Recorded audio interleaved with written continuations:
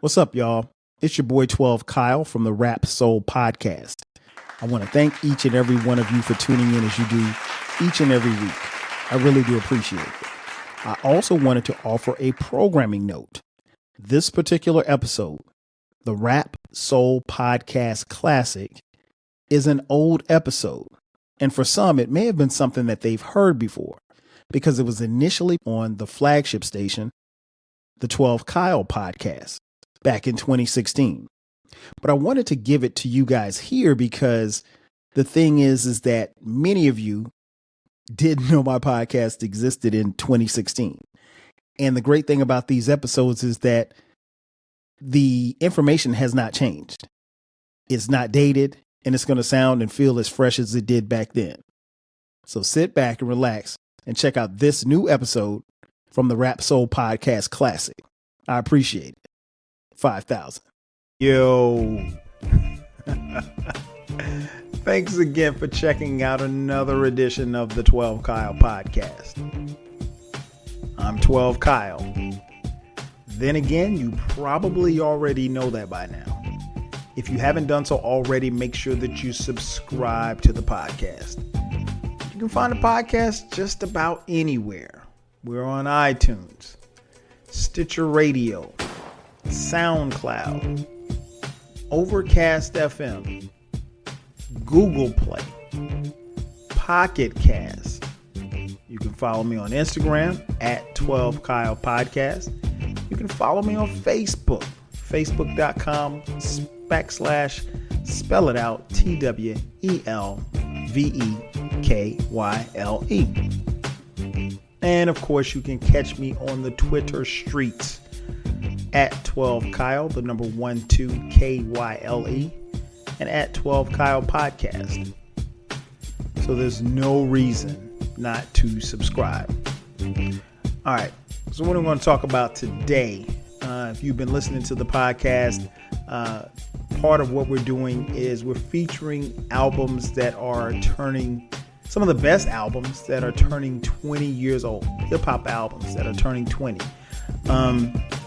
On July 2nd, 1996, there was an album that dropped. It was called It Was Written, dropped by the rapper Nas. This was Nas's second album following up his debut classic, Illmatic. It Was Written, as I mentioned, turns 20 years old. That's bugged out when you think about it, because you got to think about what was really, really going on 20 years ago. And 20 years ago, as I mentioned, Illmatic dropped in 94. So Nas had a couple of years to ride the wave of success of that album. And here he is coming out with his second album. And of course, the critics and everybody else all had the same question. Can he do it again? I mean, in hip hop, that's big. I mean, you don't want to have the sophomore slump, if you will. A lot of guys fall off from album 1 to album 2. And so Nas was really trying to avoid that. There is a difference between how each album sounded. Illmatic had a certain sound, and It Was Written had a certain sound. But you also have to look at the backdrop of what was going on in 1996. And at that particular time, July 2nd, 1996, the West was winning. And the East was slowly but surely bringing it back. And ironically, the album that dropped the week prior to Nas's album was Reasonable Doubt by Jay-Z. So, you know, you had a lot of momentum kind of coming back toward the East and New York City in particular. So that was the backdrop. And this album, again, with it being Nas's second album, he has to, I mean, just imagine coming up and you knock it out the park your first plate appearance. I mean, like, Nas really changed the game with Illmatic. So here he is. He has to follow up to a classic album. Something that a lot of MCs couldn't do. but Nas clearly delivered with this album. I remember actually purchasing the album. Remember driving to the record store. Shout out to the record stores.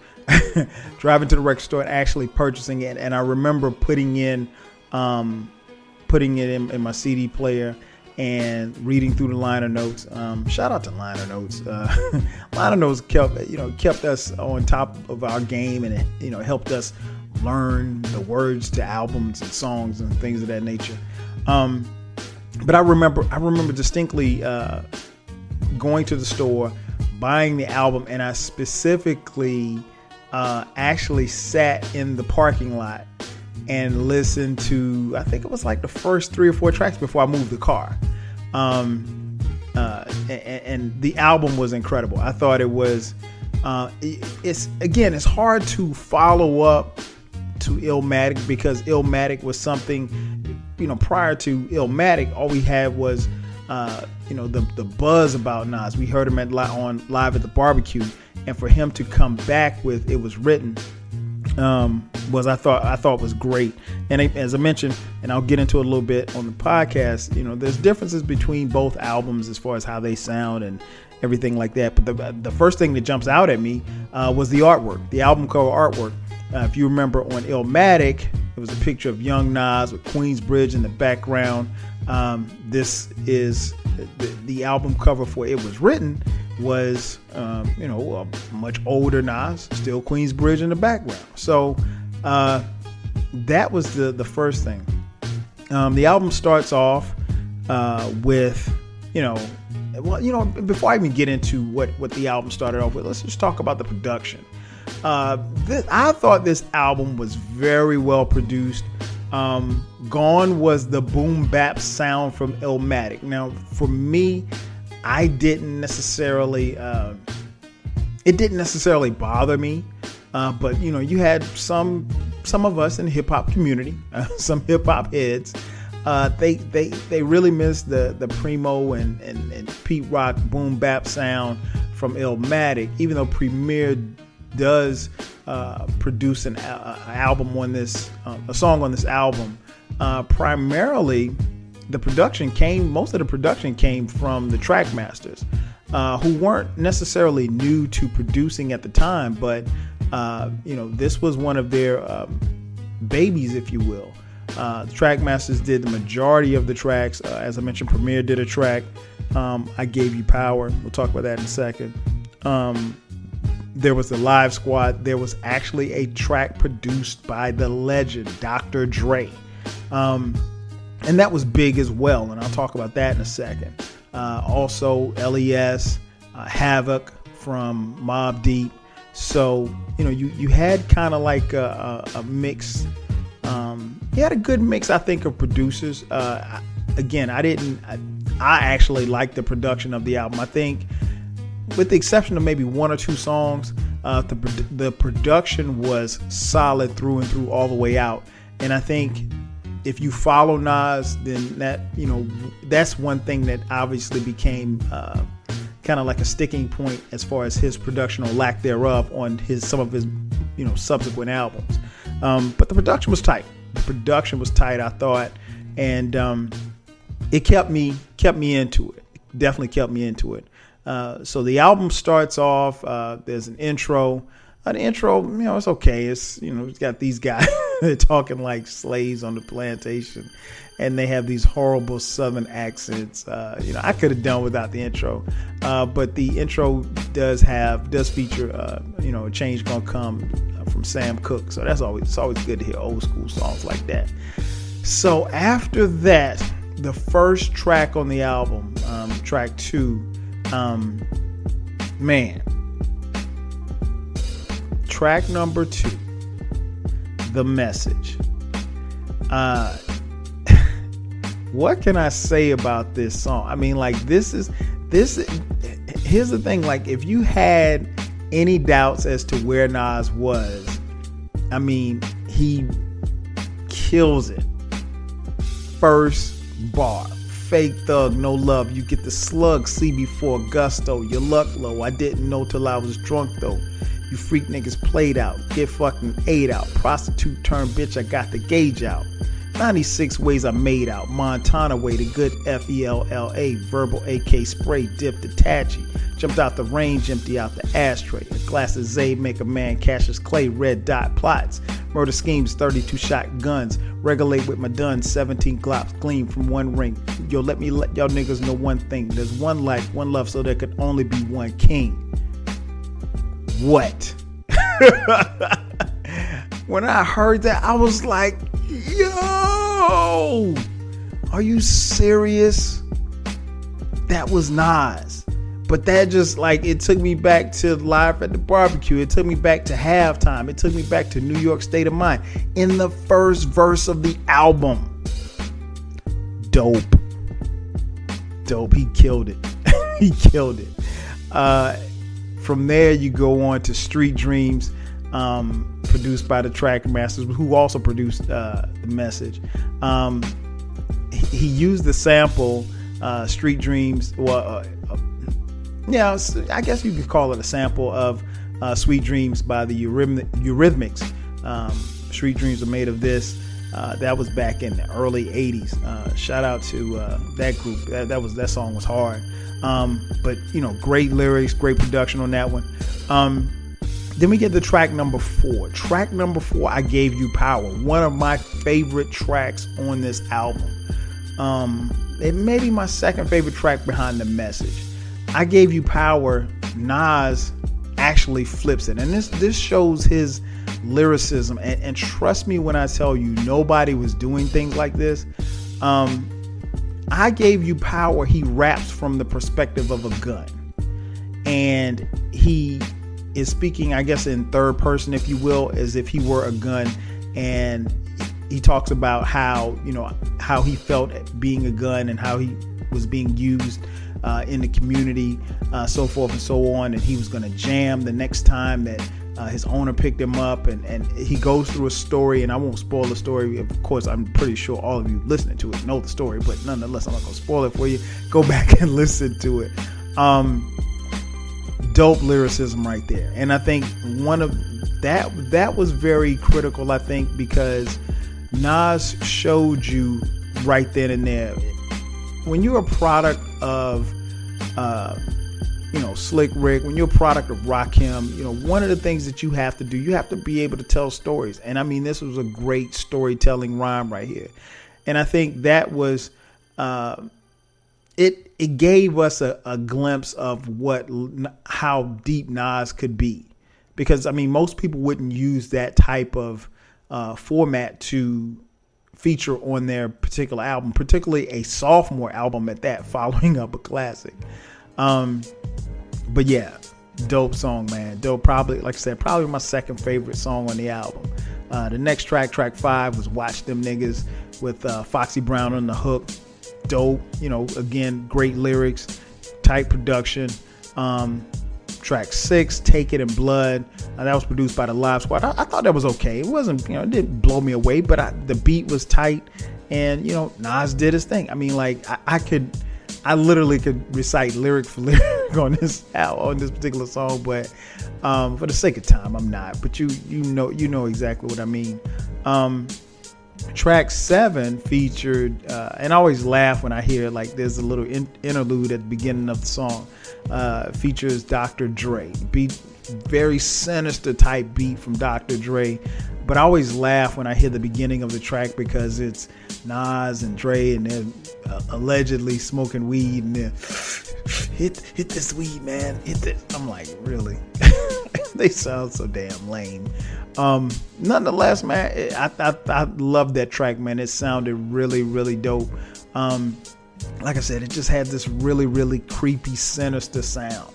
Then the next track was track 8, Affirmative Action. Man, Affirmative Action sets off a subsequent album of a group that is birthed from this, and that is The Firm, with AZ, Foxy Brown, and Cormega. Love this track, man. Love this track. And it's funny, for years, like, I thought that Dr. Dre had produced it, but it was actually produced by the Trackmasters.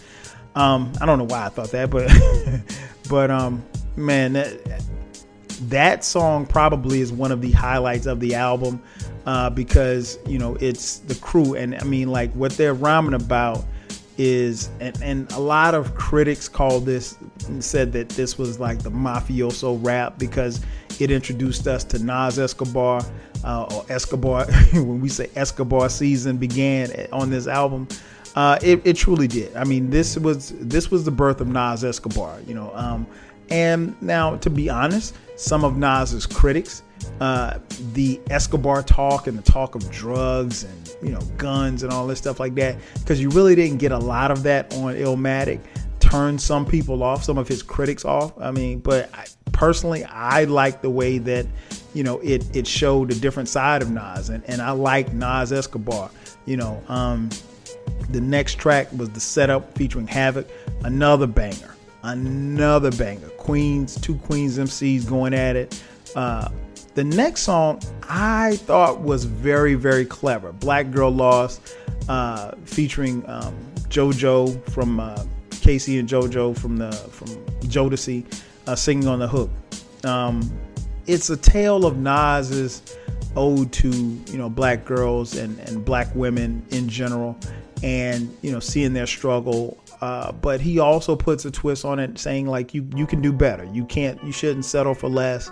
That type of thing. The one thing I didn't like about this song was the hook. I think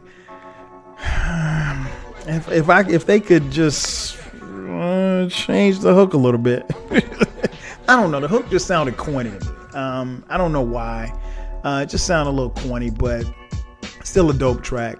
The next track, Suspect, produced by LES, another banger, man. I mean, Nas, his Streets Tales are just, they at this point, the album is at a fever pitch, I think. And I think, this is Nas is just, Escobar really just bringing it home lyrically. Shootouts was the next track, a good track. It was okay. I listened to it, but I'm not like, yo, you got to hear that. That was one that I could have done without.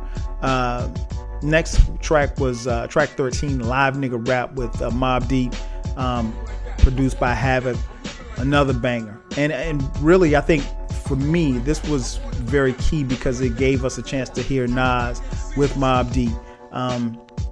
And of course, over the years past, they kind of fell out and they weren't as close as they once were. But early in Nas's career and early in Mobb Deep's career, these guys would appear on each other's albums. And I thought this was good, and it was good for Queens, and it was definitely good for New York, and the sound that they had, man. I mean, those guys they sounded really, really good together. And then the last track on the album was the, I guess you could say the biggest one.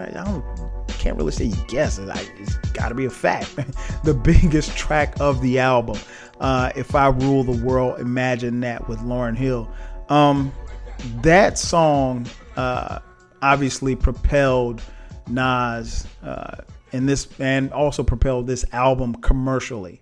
Obviously, it featured the sample from Houdini. The track was, the title was from Curtis Blow's If I Rule the World. Shout out to Curtis Blow. So it was, and then you had Lauryn Hill, L Boogie on the hook. I mean, man, you couldn't go wrong. And I remember the video. It was really, really nice video, and directed by Hype Williams, so it had all the colors and everything. And this one got major airplay on MTV. And again, the song got major airplay on radio, black radio, and this really, really propelled the album. The album went, I think at the time, the album went double platinum. I think over a period of time, it's what, 4 million. So he's had 4 million sales on this album. This is by far his most commercially successful album. Now, I will say this much: there's a segment of people who didn't like the fact that this song was on here, and they didn't like the fact that they felt like Nas was swinging for the commercial fences, if you will. I didn't look at it like that. I just saw it as a dope collaboration between Nas and L Boogie and just, a hype song. But, when you couple that with the video, I could kind of see how people would say, well, oh, he's being too commercial. I mean, this is a guy that did, Halftime and, The World Is Yours. And then it goes to, If I Rule the World. So it's different styles, different sounds. And obviously, once you saw the video, it looked totally different as well. So I can kind of understand that. I just don't agree. I mean, it was some haters. I think it was just some haters, and it's okay. Some people can hate. I mean, it is what it is. But I don't think that Nas set out to make a commercial album. I think this was a street album, had some commercial appeal, but I don't think that because you can't listen to Suspect and say, hey, this is a commercial album, because it's not. But dope nonetheless. So yeah, man, I think it's I don't knock Nas for the commercialism of this album. I thought he did what he needed to do, and I think he had a very, very good, response, a sophomore album, if you will, a follow-up to Illmatic. I tell you what we're going to do is take a quick commercial break. We actually have an interview with Nas where he talks about a little beef he had with Tupac. So on the other side of the break, we'll talk about Nas's beef with Tupac, subsequent beef with Jay-Z, and what Nas did after this album and the significance of the album. Hang on for a second. We'll be right back after this commercial break. Be right back. Let me ask you about Tupac.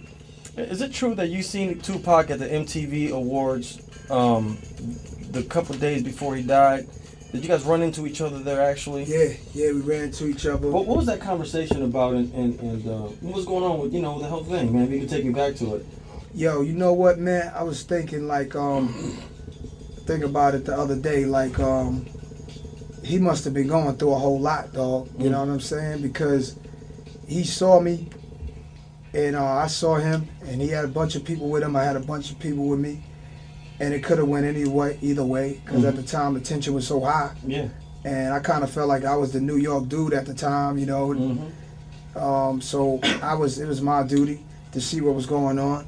So I went to see what was going on, and he basically had, there was some issues with Mob, and at the time me and Mob were a lot tighter. And he had heard that I said things about him, and I heard he had this Machiavelli album coming up, and that he told me what he was saying, and he basically was like, me and you never supposed to go at it, not us. It wasn't supposed to happen. It's just that things got misconstrued. So he's actually he was going to change all of that and come meet him in Vegas. And we were just in Vegas, and Jungle bumped into one of the Outlaws, and he was telling Jungle about how the last thing Pac did wasn't his last message. Pac had more to do. He didn't want his last message to be what we hear. Yeah. So, and he remembers the time and remembers talking about the meeting and everything. So, yeah, man, I'm going to put that in the book one day, children. Yeah, that's right. Children out there listening. We're going to put that in the book, man. We're going to pay some bills, come back. And just like that, I'm back. This is the 12 Kyle podcast, and I am talking about Nas's It Was Written 20 years later. As Nas mentioned in the interview, he had a brief beef, if you will, with Tupac Shakur. And I thought, to be honest, the beef was silly at the time, because Nas did mention Tupac in the song The Message. He was telling a story, and he talked about how he got shot and returned shots, and how he got away. I mean, it was nothing. And Tupac decided to diss Nas on a song called Against All Odds on the Don Killuminati 7 Day Theory, which was Tupac's last album. The album was released shortly, I want to say maybe a week after he died. nonetheless, as Nas mentioned, he and Tupac ran into each other, and they kind of got away from their crews and got a chance to kind of squash whatever it was. And, Tupac had vowed that he was going to go back and change the lyrics on the song. And he had confirmed this with Eric B., and who was with him at the time. And Eric B. said later in a later interview, a couple of months later, was that Tupac never got back to the studio basically to change those lyrics. He went to Vegas and subsequently was murdered in Vegas. Nonetheless, I think that was kind of, it was sad, and I think Nas probably, I'm pretty sure Nas felt good about the fact that they were able to squash it, but, sad at the same time that Tupac lost his life. But it was not just the quote unquote beef with Nas that would transpire after it was written, dropped. Subsequently, years later, it would be the beef with Jay-Z. Some would say that this beef kind of resurrected Nas's career. Nas, post it was written, he dropped 8 more albums. He's dropped 8 more albums since then. And Nas has been largely successful. He got married, had another child, I should say. He has a daughter and a son. And, Nas is a guy who he wasn't, lyrically, he was always going to bring it, but he wasn't necessarily going to be a guy who blows you away on the charts. And as I mentioned at the top, It Was Written was his most successful commercial album. I mean, it sold the most albums. I can't say that it's his best album. Where do I rank this, and why is this album significant? I think this is one of Nas's best albums. I think it's not, and I think most people will say that. I don't think it's Illmatic. Now, I've heard some people, albeit a few, I've heard some people say that this is Nas's best album. I could not put It Was Written over Illmatic on any day. Nonetheless, this is a great album. The Source gave it 4 mics. Personally, I would give it 4.5 mics. It's not a 5 mic album. It's not a classic, but it's a supremely dope album. So if I was handing out mics, it doesn't get 4, but it gets 4.5. A great album, man, top to bottom. And I think this solidifies Nas's his ability to just be a great storyteller. It brought out the Nas Escobar that we all know and love, who subsequently went away some years later. But nonetheless, Esco was here, and he was here to stay. And he had a different style, and it showed his lyrical dexterity, if you will. Nas is dope, man. I mean, I've said this before on this podcast and other podcasts that I think lyrically, I think Nas is the number 2 lyricist of all time behind Rakim. Doesn't mean that he sold the most records. Doesn't mean that he's the best of the best. I think lyrically, he is the second best lyricist that you will find to pick up a mic. If you disagree, let me know. But I think if Nas is not in your top 5 lyricists, you probably don't have a real top 5. And that's being honest. Now, as I mentioned, Nas did get into a quote-unquote beef, if you will, with Jay-Z. And, I'm not going to get into the particulars because you know what happened. But when Nas dropped Ether, man, I actually have to take it back. I'll be honest. The first time that I heard Takeover, I thought it was over for Nas. I mean, I literally thought that his career was done. I didn't think that anybody could survive those blows, those haymakers that Jay-Z was throwing on that song. But Nas got knocked down. He picked himself up, dusted himself off, and he went into the booth and dropped Ether. The Ether to make Oh my gosh. I mean, I don't even want to get into the lyrics. I mean, it was just an incredible and arguably one of the, if not the best, probably the top 3 best diss songs ever in hip hop history. Yeah. So that's Nas, man. That's Nas in a nutshell. I think, like I said, I think his post work from It Was Written, some albums left something to be desired. I'll be honest with that. He had some albums that, was loved by the masses. He had some albums that were hated by the masses. I'll give you an example. Nostradamus. As big of a fan as I am of Nas, didn't like that album at all. Didn't like it at all. There was a couple of tracks on there. Other than that, I'm good. I don't need to listen to it. But I think the thing about Nas is that this album helped solidify his place on whatever list that you have him listed at. As I mentioned, there were 8 solo albums post It Was Written. He had 2 collaborative albums, the aforementioned Firm, which dropped the following year in 1997, and then he did Distant Relatives with Damian Marley. I think the thing that really stands out about this album obviously is Nas's lyricism, but also the production. And I think this is an album that stands the test of time. I think when you put this album on, it'll take you back to 96. It'll take you back to the first time you heard Esco come out and just really just rip it. I mean, it'll take you back to the message. It'll take you back to how you felt when you heard that Nas and L Boogie were going to be on a song together. And I think that's one of the things that makes this album dope. It's just as dope as it was in 1996.